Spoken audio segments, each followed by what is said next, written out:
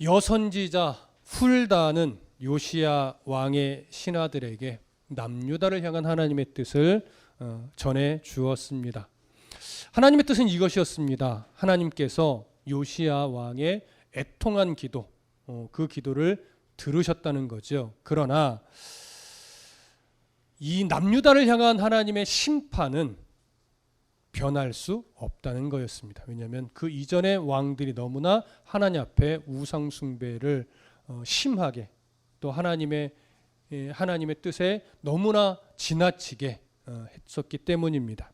그러나 하나님이 요시야의 기도를 들으시고 나서 요시야 시대에는 심판을 시행하지 않겠다고 약속하셨죠. 자, 이 약속은 심판을 분명히 임하게 하겠다라고 하나님의 확고한 의지이기도 하지만 요시야 시대 이후 요시야의 그 신앙이 이후 세대까지도 이어지길 바라며 기회를 주신다는 의미도 담겨 있었습니다. 그러니까 요시야 이후의 왕들이 정신을 차리고 여호와 하나님만을 섬기기로 굳게 결심하고 우상을 계속해서 척결하여 하나님만을 섬겨왔으면 북이스라엘 남유다의 역사는 조금 다르게 기록되었을 겁니다. 아마 요시야도 하나님께서 요시야 시대의 심판을 하지 않겠다라고는 이 말씀이 갖고 있는 의미를 어느 정도는 이해했던 것 같습니다. 그래서 자신의 때에 심판을 일으키지 않겠다라고 하는 이 사실에 만족하지 않고 지금 이 때에 온 백성이 하나님 앞에 나아가 왕과 함께 회개하고 모든 백성이 우상 숭배에서 돌이켜서 남유다 안에 있었던 모든 종교를 개혁하여 여호와 하나님을 향한 올바른 신앙으로 바르게 세워야 되겠다, 이렇게 결심을 하게 됩니다. 어쩌면 그렇게 할 때 하나님이 이제 마음을 바꾸실 수도 있겠다라고 생각한 것입니다. 그래서 그 종교 개혁을 일으키기에 앞서서 요시야 왕은 모든 백성을 모아서 다시금 하나님과의 언약을 갱신하려고 그렇게 준비합니다. 자, 본문을 볼까요? 1절부터 3절을 보겠습니다. 구약성경 23장 1절부터 3절 함께 읽습니다. 시작. 왕이 보내 유다와 예루살렘의 모든 장로를 자기에게 모으고 이에 왕이 여호와의 성전에 올라가매 유다 모든 사람과 예루살렘 주민과 제사장들과 선지자들과 모든 백성이 노소를 막론하고 다 왕과 함께한지라.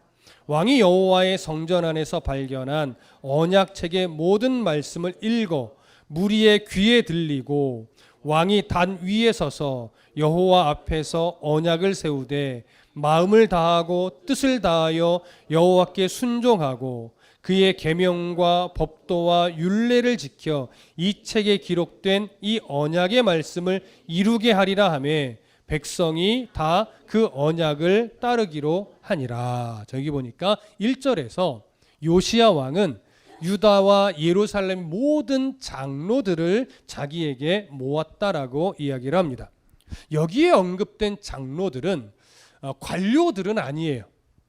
백성들의 대표자로서 마을의 어떤 대소사들을 관장하고 그러면서 존경을 받던 그런 마을의 어른들로 여겨집니다. 이들은 이스라엘 땅 안에서는 남유다 지역 안에서는 상당한 영향력을 가지고 있던 지도자들인데 어떤 국가적 위기 상황이나 아니면 매우 나라적인 중요한 사안이 있을 때 그들이 함께 모여서 아마 논의를 하고 결정하는 일들도 했었던 그런 지도자들로 여겨집니다.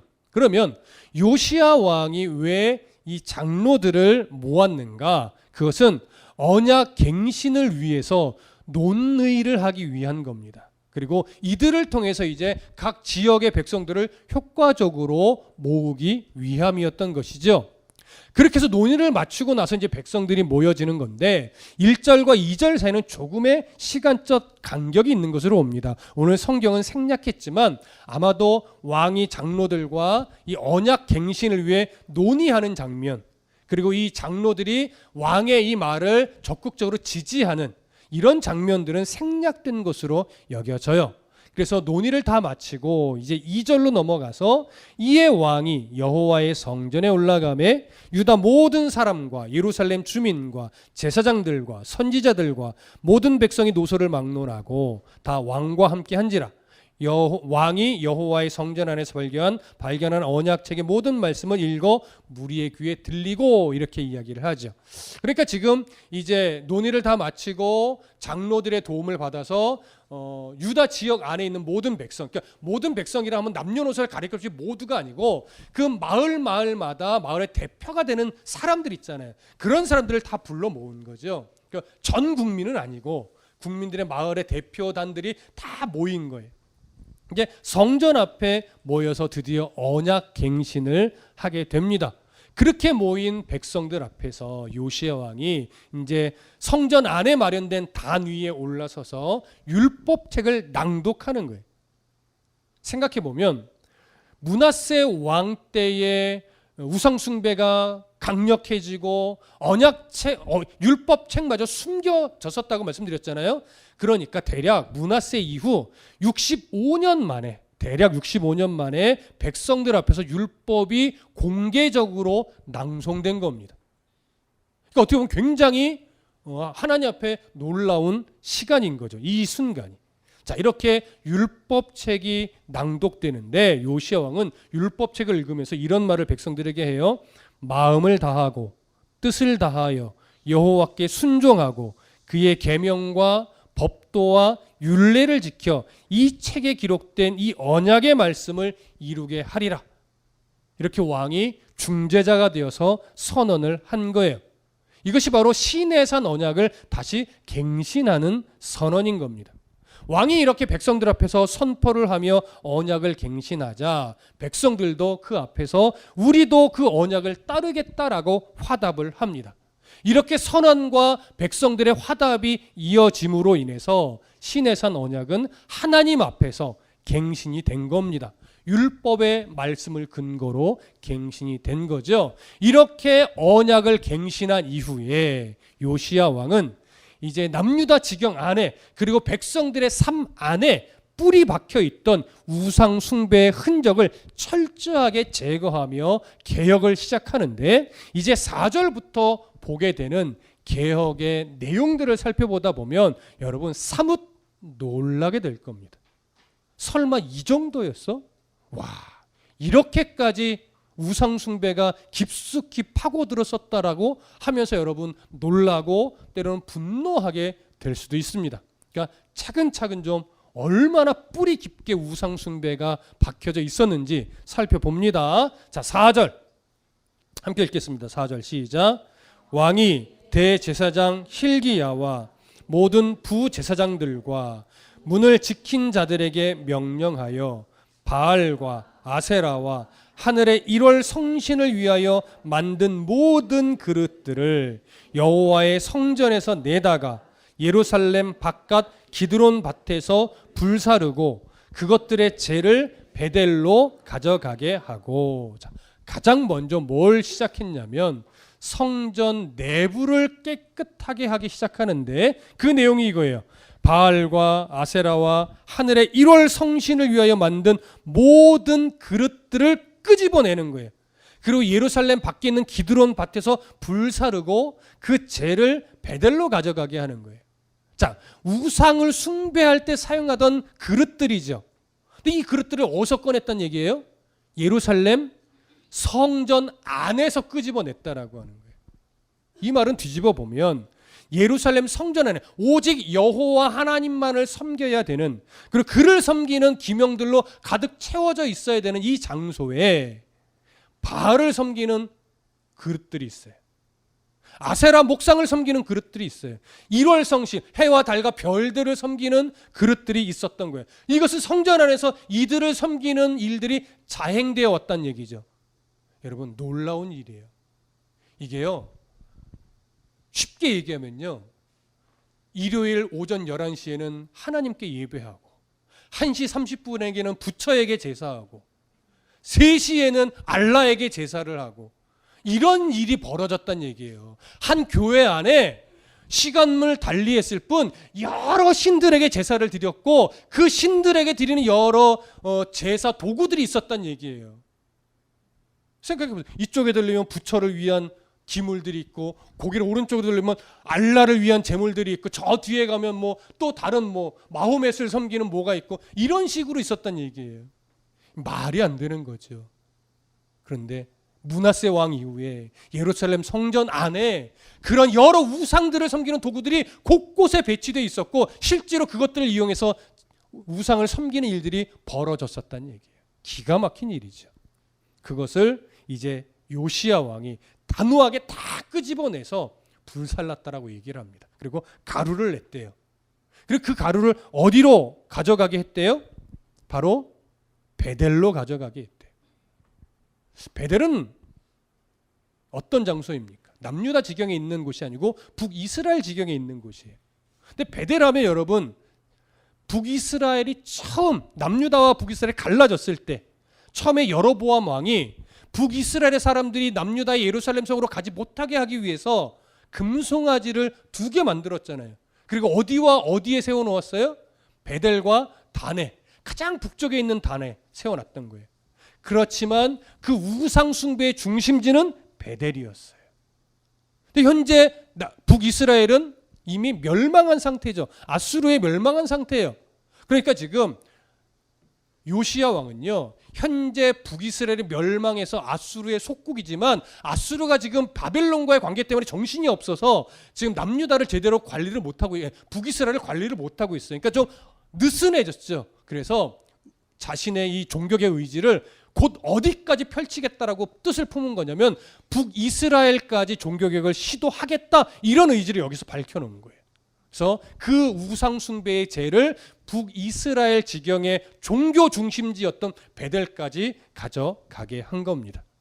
이렇게 예루살렘 성전이 종교 혼합주의처럼 심각해져 있음을 이미 알고 있는 요시야는 그 예루살렘 성전 안부터 깨끗하게 하기를 시작하면서 드디어 종교 개혁을 시작했습니다. 자, 두 번째 이제 개혁의 내용을 좀 볼까요? 5절 봅니다. 5절 함께 읽겠습니다. 시작. 옛적에 유다 왕들이 세워서 유다 모든 성읍과 예루살렘 주위의 산당들에서 분향하며 우상을 섬기게 한 제사장들을 폐하며 또 바알과 해와 달과 별대와 하늘의 모든 별에게 분향하는 자들을 폐하고, 자, 두 번째로 어떤 개혁을 했냐면 유다의 모든 성읍 그리고 예루살렘 주위에 있는 산당에서 우상의 제사장 역할을 하던 자들, 그리고 거기서 바알과 일월 성신을 숭배하며 분향하는 자들, 그들을 다 척결했다라고 하는 거예요. 이들은 모두요, 요시야가 이제부터 남유다는 우상 숭배를 멈춘다, 그리고 오직 여호와 하나님만을 섬겨라 라고 했던 이 명령을 따르지 않고 끝까지 거절했던 자들이에요. 그래서 이들을 척결한 겁니다.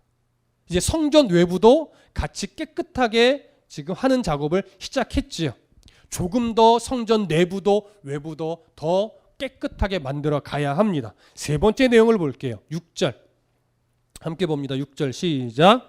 또 여호와의 성전에서 아세라상을 내다가 예루살렘 밭갓 기드론 시내로 가져다 거기서 불사르고 빻아서 가루를 만들어 그 가루를 평민의 묘지에 뿌리고. 자, 여기 보니까 또 여호와의 성전에서 뭘 하나를 끄집어내는데, 첫 번째는 우상을 섬기던 그릇들이라면 이번에는 뭘 끄집어냈어요?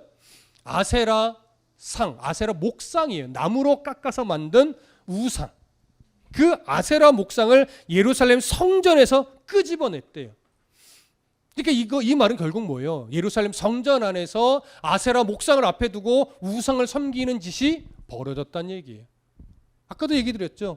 교회 오른쪽에는 아세라 목상 하나 서 있고 왼쪽에는 부처상 하나 서 있고 시간대마다 달리하면서 여러 예배 행위들이, 제사 행위들이 이루어졌었다는 것과 똑같은 거예요. 그런 아세라 목상을 끄집어냈는데 이 아세라 목상은 누가 성전 안에다가 만들어 세워놓은 것이냐? 남유다의 14대 왕 므낫세가 성전 안에 만들어 세워 놓은 것이죠. 이것이 지금까지도 성전 안에 그대로 있었던 거예요. 그러면서 계속해서 섬겨지고 있었던 거예요. 말도 안 되는 일이 계속 자행된 거죠. 그래서 이 아세라 목상을 끄집어내서 가루로 만들어 평민의 묘지에 뿌렸대요. 기드론 골짜기에 있었던 평민의 묘지에 뿌린 거예요. 자, 그러면 왜 하필 기드론 골짜기에 있는 평민의 묘지에 뿌린 걸까? 그리고 또 평민의 묘지는 뭘까? 좀 생각해 보실 필요가 있는데, 이스라엘은 보편적으로 사실은 땅을 파서 매장하는 문화는 아닙니다. 그들의 장례 문화는 벽에 동굴처럼 파서 가족들의 시신을 다 이렇게 안치하는 그런 동굴식의 형태를 띤 무덤이었습니다. 그런데 이건 어느 정도 돈이 있는 사람들 얘기예요. 가난한 사람들은요, 벽에 동굴처럼 파서 가족묘를 만들 수 없어요. 너무나 가난해서. 그들은 어쩔 수 없이 기드론 시내에 있는 땅을 그냥 파서 매장할 수밖에 없었는데, 가난한 자들이 그냥 거기에 계속 누군가 그렇게 하기 시작하니까 가난한 사람들이 묘는 항상 그쪽 기드론 시내로 가서 땅을 파서 매장하여 거기에 이제 그 가난한 자들의 묘가 모여지게 됐던 것이죠. 자, 이렇게 만들어진 이 서민, 평민들의 묘에 이 아세라 목상의 가루를 뿌려요. 그럼 왜 거기에다 뿌렸는가? 아세라라고 하는 이 우상은 절대적으로 무기력하고 그 어떤 신도 아니고 허상일 뿐임을 드러내기 위해서 평민의 묘지에 그냥 뿌려버린 겁니다. 자, 그리고 나서 이제 네 번째 또 어떤 개혁을 했는가 볼까요? 7절 봅니다. 7절 함께 읽습니다. 시작. 여호와의 성전 가운데 남창의 집을 헐었으니 그곳은 여인이 아세라를 위하여 휘장을 짜는 처소였더라. 자, 여기 보니까 남창의 집이 있었다라고 하는데, 남창의 집이 어디에 있었대요? 성전 가운데 있었대요. 성전 가운데가 도대체 어디냐? 잘 모르겠어요. 그러나 성전의 중심부 어딘가에 방이 만들어져 있는데, 여러 사람들이 기거하는 기숙사 같은 스타일의 방이 만들어져 있는데, 그 방이 남창의 집이래요. 여러분, 남창이 뭐예요? 남창. 이 남창은요, 고대 가나안 종교에서 여자 우상이 있잖아요. 여신, 여자 우상을 숭배하는 의식에서 제의적 한 부분으로 성관계를 맺어요. 예전에 항상 그 말씀드렸죠. 보통 여자 창기들과 성관계를 맺는 건 풍요를 위한 기원제라고요. 남자 창기도 마찬가지예요. 그런데 이 남자 창기는 어떤 용도로 있는 것이냐? 여신을 숭배하는 제사 행위에 주로 제사를 드리러 오는 건 여자가 아니에요. 남자예요. 남신도 남자고 여신도 남자들이 와서 제사를 드리는 거예요. 그런데 여신을 숭배하러 온 남자들이 이 남창과 동성애적 행위를 하는 거예요. 그러면서 또 풍요를 기원하는 거예요. 그 용도로 있는 남자 창기예요. 여러분, 더럽죠? 네. 그런 짓이 자행되는데 어디서? 예루살렘 성전 안에서. 아마도 아세라나 또 다른 여신을 숭배하며 제의적 행위로 이런 말도 안 되는 동성애적 행위가 제의적 행위라고는 명분으로 포장돼서 자행되어졌던 것이죠. 근데 그들이 머무는 처소가 예루살렘 성전 안에 만들어져 있던 거예요. 그런데 또 보세요. 이 처소에는요, 주로 남창이 기거하는 곳인데 남창만 기거하는 것이 아니에요. 이곳은 중간에 보니까 여인이 아세라를 위하여 휘장을 짜는 처소였더라. 이 여인들은 누구를 말하냐면 이 여신을 섬기는 여사제를 말하는 거예요. 여사제. 근데 이 여사제가 남창이 기거하는 숙소에 같이 머문다고 했죠. 그럼 또 무슨 일이 벌어질까요? 여사제와 남창들이 문란한 성관계가 또 이루어져요. 뭐 말도 안 되는 거죠. 동성애적인 일부터 그냥 문란한 성생활까지 그 예루살렘 성전 안에서 자행되어지는 거예요. 가증스러운 일이 여호와의 성전에서 벌어지는데 여호와의 성전이 그런 가증스러운 일이 자행되어지는 장소가 돼버린 거예요. 여러분, 하나님이 그 성전 그냥 놔두고 싶었겠습니까? 벌써 막 무너뜨리고 싶으셨을 건데 하나님의 뜻을 두고 인내하며 참아내시는 거예요. 그러니까 이 성전을 무너뜨리지 않고 아직까지 참으시는 하나님은 사실은 더 대단한 거예요. 근데 보세요. 또 있어요. 또 이것만이 아니에요. 자, 8절과 9절을 볼까요? 함께 읽습니다. 시작.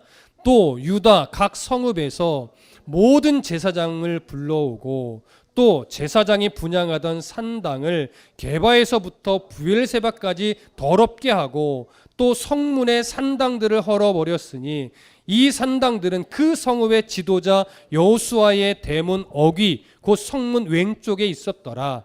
산당들의 제사장들은 예루살렘 여호와의 제단에 올라가지 못하고 다만 그의 형제 중에서 무교병을 먹을 뿐이었더라. 자, 이 내용은 뭐냐면 유다의 각 성읍에 있는 제사장들을 불러 모았다고 하잖아요. 근데 이들이 어디서 제사 활동을 했다라는 얘기냐면 예루살렘 성전이 아니라 게바에서 부엘세바까지. 그러니까 게바에서 부엘세바는 건 뭐냐면 게바는 남유다 지경의 가장 북쪽에 있는 경계 지역에 있는 장소고 부엘세바는 남유다의 가장 남쪽 경계에 있던 도시예요.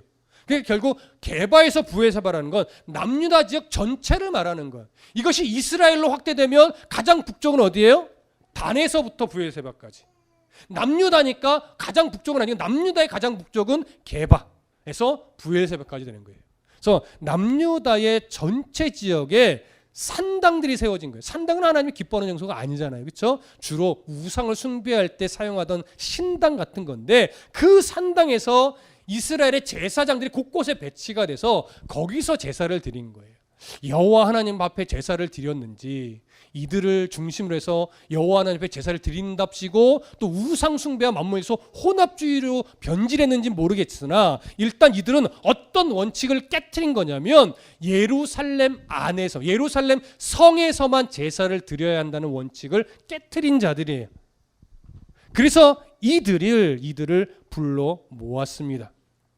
불러 모으고 이들에게 있어서 제사장으로서 역할을 다 폐지시켜 버렸어요. 너희는 이제부터 이 원칙을 어기고 그 산당에서 하나님이 기뻐하지 않는 제사를 드렸으니 이제 너희들에게 제사를 집례할 수 있는 모든 자격을 박탈한다 해서 자격을 취소시켜 버린 거예요. 박탈해 버렸어요. 다만 무엇만은 허락했어요?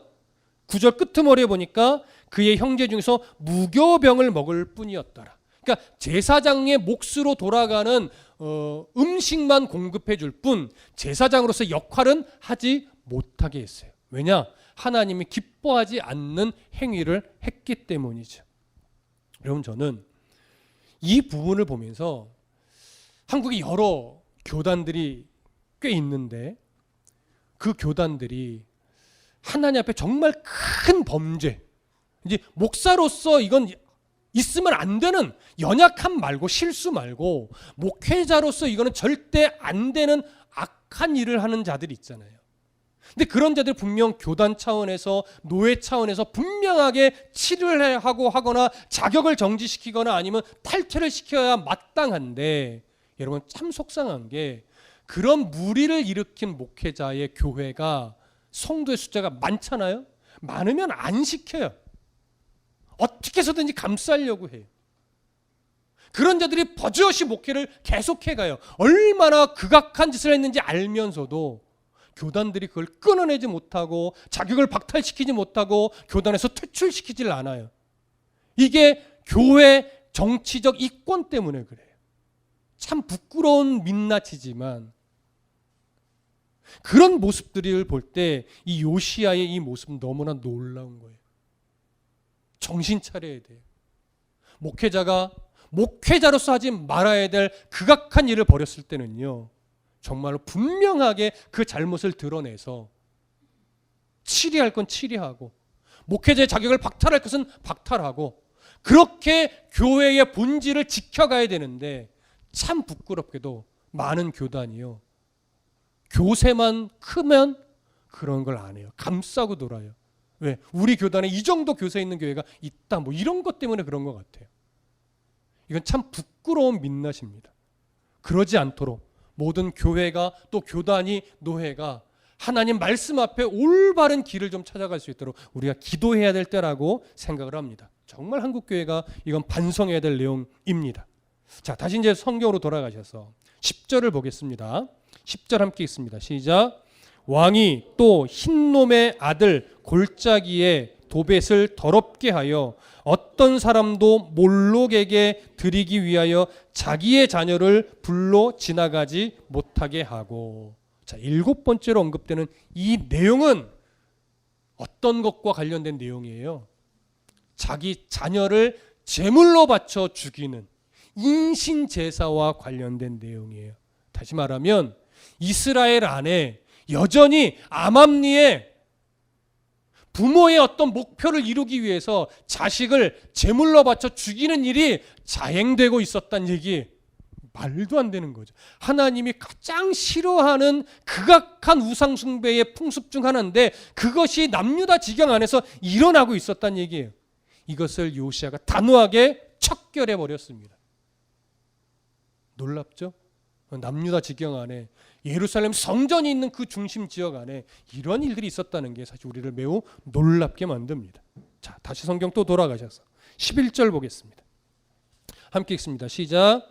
또 유다 여러 왕이 태양을 위하여 드린 말들을 제하여 버렸으니 이 말들은 여호와의 성전으로 들어가는 곳에 근처 넷이 나단 멜렉의 집 곁에 있던 것이며 또 태양 수레를 불사르고. 자, 이 8번째 내용은요, 태양신 숭배와 관련된 거예요. 그래서 태양을 숭배하는 일과 관련된 말들을 제거하고 태양 숭배와 관련된 수레들을 불살랐다라고 하는 건데, 메소포타미아의 경우에 보면 메소포타미아가 이제 태양신을 숭배했었는데요. 그들은 흰 말을 주로 태양신을 위한 제물로 바쳤다고 해요. 그리고 태양신을 섬기는 축제일에는 항상 말이 끄는 태양 수레가 화려하게 만들어져 있는데 그 태양 수레를 끌고 행진을 하면서 태양신을 섬기는 이 축제를 벌였다라고 합니다. 그러니까 이런 의식을 완전히 척결한 거예요. 그러니까 요시야가 얼마나 지금 철저하게 개혁을 해 나가고 있는지 아시겠죠? 세밀하게 곳곳에 배어 있는 우상 숭배의 모습을 다 찾아서 하나씩 다 척결해 가고 있는 거예요. 근데 아직 남았어요. 좀 이 정도면 끝나야 되는데 아직 남았어요. 12절 볼까요? 함께 읽습니다. 시작.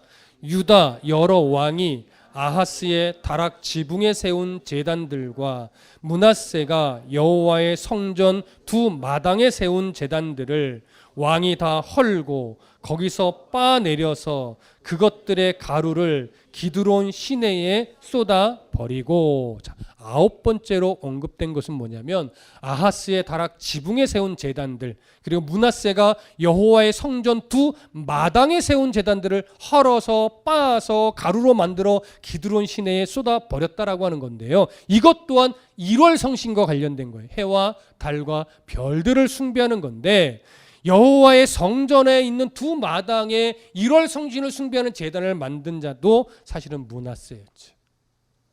자, 이렇게 1월 성신을 숭배하기 위해 만들었던 제단들을 헐어서 그 1월 성신 숭배의 의식도 다 척결을 했습니다. 자, 그리고 이제 13절과 14절 함께 보겠습니다. 13절 14절 시작.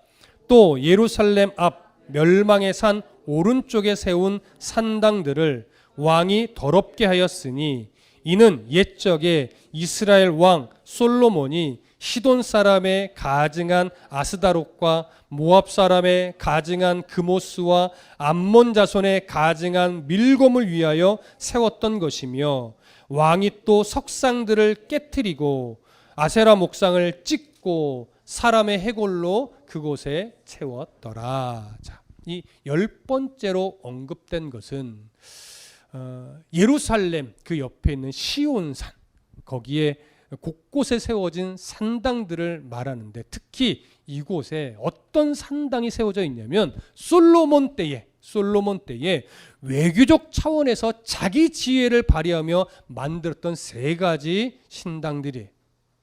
자, 그것이 뭐냐면 첫 번째는 이거죠. 시돈 사람의 가증한 아스타롯을 섬기는 것, 그 다음에 모압 사람의 가증한 그모스를 섬기는 것, 그 다음에 암몬의 자손의 가증한 밀곰을 섬기는 이런 신상들을 세우고 석상들을 만들어 놓고 목상들을 또 만들어 놓은 자리예요. 그런데 솔로몬이 외교적 차원에서 만들었다고 말씀드렸잖아요. 이 솔로몬 때 만들어진 이 세 가지의 신당들은요, 계속해서 아무리 의로운 왕이 등장했을 때도 없애지 않았던 이런 신당들이에요. 왜요? 외교적 차원에서 만들어 놓은 거기 때문에. 이 신당들을 부수게 되면 그 암몬이라든가 또 여기 보면 모압이라든가 또 여기 보면 시돈이라든가 이런 지역들과 마찰이 빚어질 수 있는 위험이 있는 거예요. 그래서 그들과 정치적인 이해 속에서 만들어진 거니까 단순하게 그냥 사사로이 만든 신당과 조금 성격이 달라요. 그러니까 그 어느 누구도 외교적 차원이 걸려 있기 때문에 쉽게 이 산당들을 없애지 못한 거예요. 근데 요시야는 이런 산당들도 하나님 앞에서 옳지 않다 여기고 이 산당들마저 철저하게 다 척결해 버린 거죠. 이 말은 다시 말하면 요시야만큼은 이방 나라들의 눈치를 보지 않고 철저하게 하나님의 눈치만 보았다는 얘기예요. 이로 인해서 어떤 외교적인 문제가 일어난다 할지라도 나는 하나님만을 의식해서 이것은 다 척결해 버리겠다 이렇게 판단을 내린 거죠. 제가 볼 땐 너무나 귀한 판단이고 옳은 판단입니다. 근데 이곳을 어떻게 했대요? 더럽게 하기 위해서 마지막에 보니까 사람의 해골로 그곳을 채웠더라 이렇게 말합니다. 왜 사람의 해골로 채웠느냐? 부정하게 만드는 거예요. 부정하게 된 장소에서는요 절대 신을 위한 제사적 행위를 하지 않습니다. 그러니까 북이스라엘에도 예후 때인가요? 신당을 어떤 장소로 만든 적이 있었죠? 변소로 만든 적이 있어요. 신당을 변소로 만들면 거기는 부정한 장소가 되어버려서 다시는 그 장소에서 제사 행위를 드리지 않아요. 그러니까 지금 이 앞에도 어떤 산당들을 더럽게 만들었다는 표현이 나오는데 이 더럽게 만들었다는 것이 어떤 행위로 더럽게 부정하게 만든 건지는 알 수 없으나 변소로 만들었을 수도 있고 지금 여기처럼 사람의 해골로 채울 수도 있고 아니면 모든 사람이 이것은 너무나 부정하게 됐어 여긴 가까이 갈 곳이 못 돼 이렇게 여겨지도록 만들었다는 얘기예요. 그렇게 해서 하나 둘씩 철저하게 거의 지금은 10가지에 해당하는 내용들을 요시야 왕이 철저하게 개혁해서 모든 우상 숭배 행위들이 사라지도록 만들었던 것입니다. 자, 이런 내용들을 우리가 볼 때 한 가지 더 놀라는 것은 뭐냐면 이런 산당들, 이런 우상들, 이런 행위들을 주도한 게 백성들이 아니라는 거예요. 왕들이에요. 그것도 남유다의 다윗의 왕조를 이어왔던 왕들이 이런 산당을 만들었고 이런 우상들을 만들었고 이런 행위들을 자행했기 때문에 백성들도 그것이 옳은 줄 알고 다 따라가면서 백성들의 삶 안에 이런 것들이 다 스며 있게 되어 버린 거예요. 여러분 이것이 정말 하나님 앞에 얼굴을 들 수 없는 그런 내용인 겁니다. 지도자의 잘못이에요. 지도자가 정신을 못 차리니까 백성들도 분별력을 갖지 못해서 똑같은 우상 숭배에 그냥 빠져버린 거죠. 그러니 잘못된 것을 바로잡지 않는 것도 사실은 지도자의 큰 잘못입니다. 또 리더자의 큰 잘못이기도 합니다. 그러니 그런 것들을 제거하지 않고 남겨두는 것은 옳지 않은 거죠. 그럼 여러분 오늘을 살아가는 우리들 안에는 우상 숭배의 모습이 없을까요? 우리 교회 안에는 우상 숭배와 같이 하나님이 기뻐하지 않는 모습들은 없을까요? 우리는 늘 말씀 가운데 그걸 찾고 있는 겁니다. 교회의 전통에 매여서 옳지 않은 건데 분별력 없이 행하고 있는 것은 뭐가 있는지, 우리들 예배 요소 중에 하나님과는 상관없이 우리들의 만족으로 행하고 있는 것은 뭐가 있는지, 이런 것들이 말씀을 통해 발견되어질 때 우리는 철저하게 그것들을 끊어내는 씨름을 해야 요시야와 같이 오늘 우리도 올바른 종교 개혁을 해 나가는 거예요. 여러분 기존의 기성 교회를 일컫는 신학적 표현이 몇 가지가 있습니다. 개혁주의, 보수주의 이런 식의 표현들이 있어요. 그런 표현들이 대부분 다 무엇에 기준을 두고 있는 거냐면 성경을 근거로 해서 개혁할 것은 개혁하고 지켜낼 것은 지켜내는 이런 일에 주저하지 않는다는 의미예요. 그럼 여러분 생각해 보십시오. 지금 한국 교회 안에 이단이라고는 말할 수 없으나 하나님 앞에 옳지 않아 보이는, 또 부끄럽게 보이는, 또 하지 않았으면 좋겠는 일들이 뭐가 있을까요? 잘 생각해 보십시오. 헌금을 하나님 앞에 드릴 때도 마치 이 헌금이 이 세상에서 복을 받는 하나의 방법처럼 여기고 있다면 우리는 헌금을 잘못하는 거죠. 헌금은 복을 받는 통로가 아니에요. 헌금은요, 하나님 앞에 우리의 감사를 표현하는 그냥 가장 쉬운 방법 중 하나일 뿐이에요. 그러니까 감사의 마음이 없으면 헌금은 헌금이 아닌 거예요. 그건 교회 기부하는 거예요. 무슨 말씀 이해되세요? 헌금이 헌금이 되기 위해서는, 봉헌물이 되기 위해서는 그 헌금에 나의 진짜 감사의 마음을 담아야 그것이 비로소 하나님께 드려지는 봉헌물이 되는 거지, 회비 내듯이 내는 거라면 그건 여러분 기부하는 거예요. 교회는 이 나라 법상 기부금 영수증을 띄어드리기는 하나, 여러분들은 지금 교회를 기부를 하고 교회는 그 영수증을 띄워주는 것이 절대 아닙니다. 그래서 저는 사실 여러분 할 수만 있다면 여러분들의 믿음이 성장한다면 기부금 영수증 안 띄시면 더 좋을 것 같아요. 왜냐? 우리는 기부한 게 아니니까. 그래서 어떤 이는 그래요. 그 기부금 영수증을 통해서 환급 받은 것을 오히려 선교를 위해서 쓰거나 다시 교회에 바로 다르게 헌금을 하거나 이렇게 용도로 쓰기도 해요. 그래서 여러분 기부금 영수증을 받아서 환급 받아서 여러분들의 생활에 도움이 된다면 저는 그걸 띄워드립니다. 그리고 또 그거 하신다고 여러분들의 믿음을 작은 믿음으로 제가 판단하지 않습니다. 하지만 목회자로서 그냥 도전을 좀 드리는 것은 할 수 있다. 우리는 기부한 게 아니니까. 기부금 영수증을 안 띄어가는 것도 하나님 앞에 나는 예물을 드린 거지 기부한 것이 아닙니다 라고 표현하는 또 하나의 방법일 수도 있다라고 하는 권면을 드려봅니다. 오해하지는 마십시오. 네. 또 하나, 여러분 이건 정말 사라졌으면 하는 건데 우리 교회는 안 하고 있지만 교회에 임직식이 있는, 우리는 임직식이 없잖아요. 왜냐하면 직분제가 아니라 호칭제로 바꿨으니까 권사의 직분을 여러분들 드리기는 하지만 임직식으로 해서 드리지는 않습니다. 그런데 임직할 때마다 우리 교회에, 우리나라의 병폐처럼 자리 잡은 게 뭐예요? 권사 직분 받을 때 얼마 내야 되고 장로 직분 받을 때 얼마 내야 되고 이러면서 마치 직분을 돈으로 사는 것처럼 이런 잘못된 전통이 세워졌어요. 본래는요, 예전에 교회가 참 어려울 때 이제 장로로 권사로 임직을 받는 분들이 너무나 그 은혜가 감사해서 교회에 뭐가 필요한가 고민하다가 우리가 이렇게 임직을 받고 교회 일꾼이 되었으니 우리도 어렵지만 교회 이 부분을 우리가 좀 돈을 모아서 헌물합시다. 이렇게 선한 뜻으로 시작되는 거예요.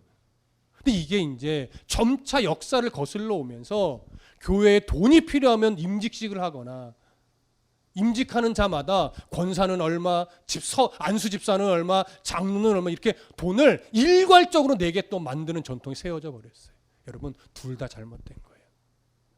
교회 일꾼은요 섬기라고, 섬길 수 있는 자, 사도행전에 이런 것은 나타났듯이 정말 덕이 되고 본이 되는 사람들이 교회와 성도와 하나님을 위해서 헌신하고 섬길 수 있는 자가 세워져서 그들로 섬기게끔 하는 거예요. 근데 그것이 마치 돈 주고 사는 것인 양 변질이 지금 되어 있는 거, 이거 철저하게 바뀌어야 됩니다. 그리고 교회 절기가 그냥 단순히 행사화, 장기 자랑화 되는 거, 이거 우리 조심하셔야 돼요. 하나님을 높이고 또 어떤 전도의 연결고리로서는 얼마든지 행사를 할 수 있으나 우리들만의 그냥 장기 자랑처럼 되어진다면 이건 우리가 지양해야 될 내용일 거예요. 또한 어떤 전통이 성경보다 앞서는 경우가 있어요. 성경은 아니라고 말하는데 우리는 늘 이렇게 해왔어요. 그는 이건 해야 돼요. 이렇게 교회 전통이 성경보다 앞설 때 이것도 위험한 겁니다. 그러니까 우리는 그런 걸 안 하려고 지금 노력하는 거죠. 우리도 100% 찾아내지 못했기 때문에 우리들 안에도 분명 하나님이 기뻐하지 않는 요소가 있을 거란 말이에요. 그게 발견되어지면 우리는 철저하게 그걸 끊어내야 합니다. 그리고 교회 건축이 마치 교회의 목표가 되어 있는 거죠. 이것도 잘못된 거죠. 여러분 교회 존재의 목표는요 건축이 절대 아닙니다. 생명을 살리는 거고 영혼이 살아나는 거고 우리 성도들이 더 성숙해지는 거예요. 그걸 위해서 공간이 필요한 거지. 하나님은 뭐 교회 건물을 세련되게 건축해서 봉헌하면 하나님 기뻐하신다? 이건 절대 착각이에요. 솔로몬에게도 말했죠. 내가 언제 천막으로 된 성전을 초라하다고 말한 적 있느냐? 이렇게 말했다고요. 하나님은요, 교회 건물이 필요하신 분이 아니에요. 건강한 성도가 필요한 거예요. 복음을 위해 사는 성도가 필요한 것이지 큰 건물, 세련된 건물이 필요하신 분이 아니라고요. 교회 목표가, 존재 목표가 건축이 되는 것, 이거 절대 안 되는 겁니다. 그리고 왜곡되고 지나친 은사주의가 교회에 자리 잡는 것도 조심하셔야 돼요. 분명 은사는 있어요. 때로는 치유도 일어나는 게 맞아요. 방언도 일어나지요. 그러나 하나님이요, 사사로이 그런 은사들을 시행하도록 하지 않아요. 언제나 모든 은사는 복음과 관련돼서 일어나는 거예요. 그리고 사람이 근거가 돼서 일어나지 않아요. 하나님이 근거가 돼서 일어나는 거예요. 내가 막 은사를 주고 싶다고 준다? 그건 내게서 능력이 나가는 거죠. 사탄도 그 정도는 해요. 그래서 모든 은사는요, 복음과 구원과 관련돼서 하나님이 일으키시는 일이지, 좀 탁월하다고 여겨지는 사람이 그래 나한테 와 이래서 주어지는 은사가 아니에요. 그건 사람이 행하는 거죠. 그건 사람을 통해 사단이 주는 경우가 훨씬 더 많습니다. 그래서 조심하셔야 돼요. 지나친 은사주의, 교회 안에 들어오지 못하도록 우리 조심하셔야 돼요. 이것 외에도 하나하나 나열하려고는 많겠죠. 이처럼 하나님 앞에서 요시야처럼 개혁을 해나갈 때는 언제나 첫 번째 말씀이 근거가 돼야 돼요. 그 말씀을 근거로 해서 교회가 교회답지 못하고 자꾸 왜곡되게 흘러가는 요소들을 찾아서 끊어내는 것이 교회가 해야 될 믿음의 싸움입니다. 우리 함께 이런 믿음의 싸움을 싸워서 교회가, 또 교회된 우리가 더 올바르고 건강한 신앙의 삶을 살아갈 수 있도록 함께 노력하고 힘써 싸워 가십시다. 기도하겠습니다.